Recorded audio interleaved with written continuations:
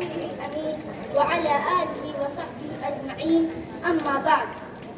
محترم سامعین کرام و حاضرین جلسہ، آج کی اس تقریب یوم آزادی میں میرا موضوع سخن ہے آزادی ہند میں مسلم بادشاہوں کا کردار. حضرات، غلامی اور آزادی دونوں ایک دوسرے کی ضد ہیں.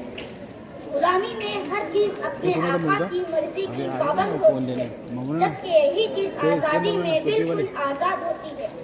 انسان تو انسان، تمام مخلوقات کے یہاں بھی اپنی ہی جیسی مخلوق سے غلامی کو مقبوض اور اس سے آزادی کو محبوب سمجھا جاتا ہے. غلامی میں انسان اپنی سوچ و فکر، تہذیب و ثقافت، طرز زندگی، مادی و سائل، حتیٰ کہ عزت نفس کا بھی مالک نہیں رہ پاتا.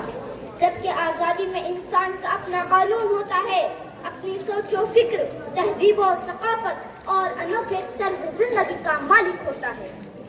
محترم حضرات، انگریزوں نے ہمارے ملک ہندوستان پر قبضہ کر کے یہاں کے تمام وسائل ہتھیا لیے اور ہندوستانیوں کے ساتھ انتہائی برا سلوک کیا.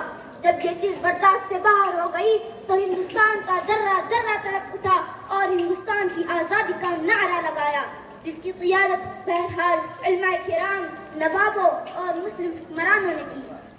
1757 عیسوی میں جب کہ عام ہندوستانی سو رہا تھا، اس وقت پلاسی کے میدان میں نواب سراج الدولہ نے انگریز کو للکارا اور جنگ آزادی کے سفر میں جام شہادت کو نوش فرمایا.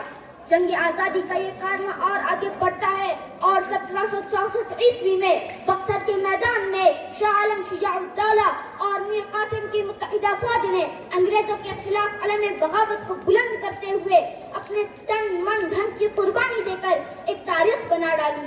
شہر میسور ٹیپو سلطان رحمۃ اللہ علیہ، جس کا نام سے انگریز کانپتا تھا اور جس ہیرو نے نعرہ دیا شہر کی ایک دن کی زندگی گیدڑ کی 100 سالہ زندگی سے بہتر ہے، انہیں انگریزوں نے شہید کر دیا اور اس کے بعد اعلان کیا ٹوڈے انڈیا بلانگس ٹو اس.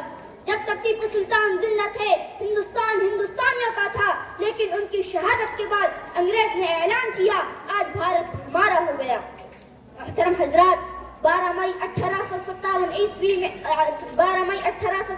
عیسوی کو بہادر شاہ ظفر نے اعلان کیا جو شخص بھی انگریزوں کو پناہ دے گا اس کو سخت سزا دی جائے گی.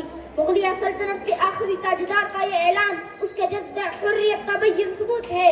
یہ وہی مغل بادشاہ ہے جس کے 5 بیٹوں نے اپنے خون کے ذریعے جنگ آزادی کا وہ چراغ جلایا جس کی روشنی آج ہمارے سامنے ہے.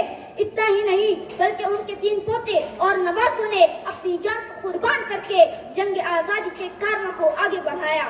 میں اپنی تقریر کو اس شعر سے ختم کرتا ہوں کہ اے طائر لاہو کی اس رزق سے موت اچھی، اے طائر لاہو کی اس رزق سے موت اچھی، جس رزق سے آتی ہو پرواز میں کوتاہی، وما علینا الا البلاغ. السلام علیکم ورحمۃ اللہ وبرکاتہ.